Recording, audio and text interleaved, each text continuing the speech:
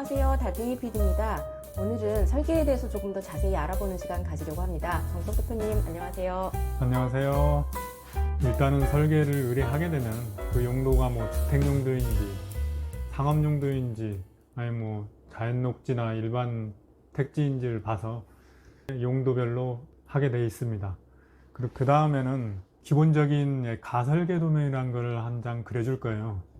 그거를 토대로 평면이나 이런 것들 협의를 보게 됩니다. 1차적으로 가설계 도면이 완성됐으면 설계 도면을 보고 설계사무소든지 건설사하고 미팅을 해서 내가 원하는 건물이나 내 의견을 서로 제시해서 기본 설계 도면을 그리게 됩니다.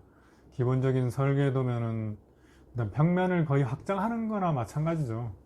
평면을 확장을 하고 기본적으로 내부에는 내가 어느 정도의 사양을 한다든가 수입산자재를 쓴다든지 아니면 중저가 자재를 쓴다든지 결정하고 외장재 부분도 대리석을 쓴다든지 아니면 뭐 미장스톤을 쓴다든지 벽돌을 쓴다든지 어느 정도 해서 서로 협의를 봐서 그 다음에 도면을 그리는 토대를 삼게 됩니다.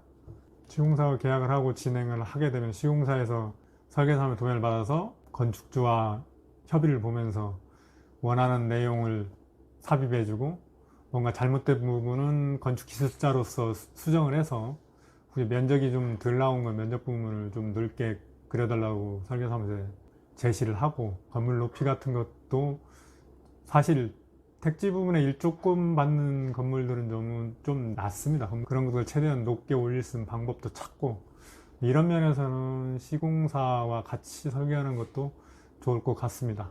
그렇게 되면 수시로 건축기술자가 설계사무실하고 미팅을 해서 좀 잘못된 부분 아니면 원하는 데 미진한 부분 그동안 시공하면서 겪었던 일들에 대해서 문제 있던 부분을 수정을 해서 도면을 그리기 시작합니다. 그러고 난 다음에는 싱크대든 다용도실, 거실, 주방, 안방 이런 것들의 배치, 동선을 확인을 해서 최적화되고 그다음에 건물 뷰도 중요하죠. 보통 3룸이나 3인, 4인 가족은 냉장고가 2대 들어가야 되는데 한 대도 놀기 마땅하지 않은 이런 평면이 나올 수도 있고요.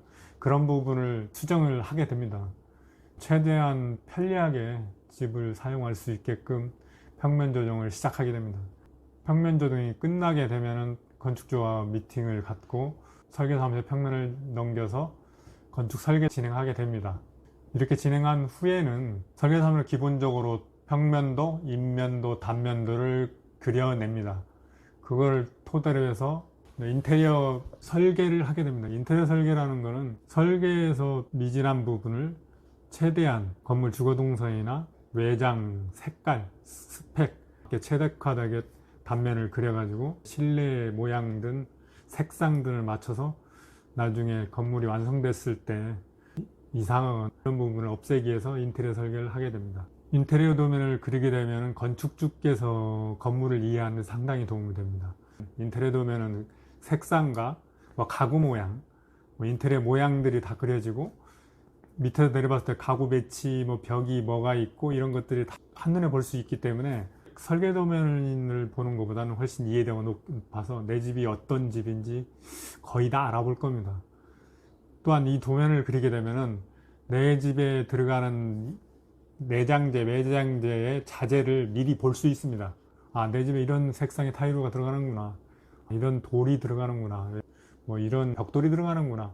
이런 걸 알 수 있게 여기서 인테리어 도면을 그리게 되는 거예요. 그렇게 되면은 안심이 되지 않을까요?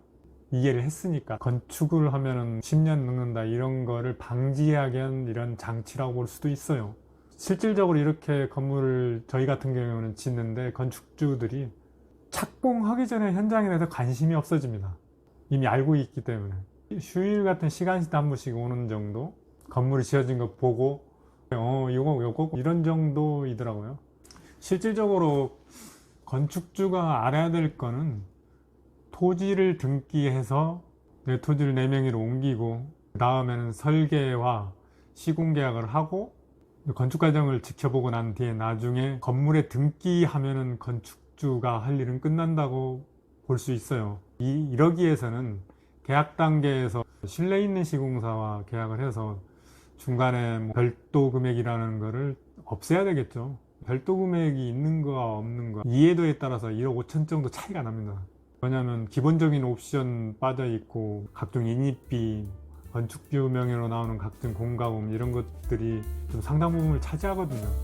시공사에서 저가공사에서 좋은 집을 지어낸다는 건 불가능하다고 봐야 돼요. 좋은 건물에는 좋은 자재가 들어가야 되고 비용이 발생하게 됩니다. 이 점은 건축주들께서도 인식을 하셨으면 좋겠습니다. 오늘은 여기까지 하면 좋겠습니다.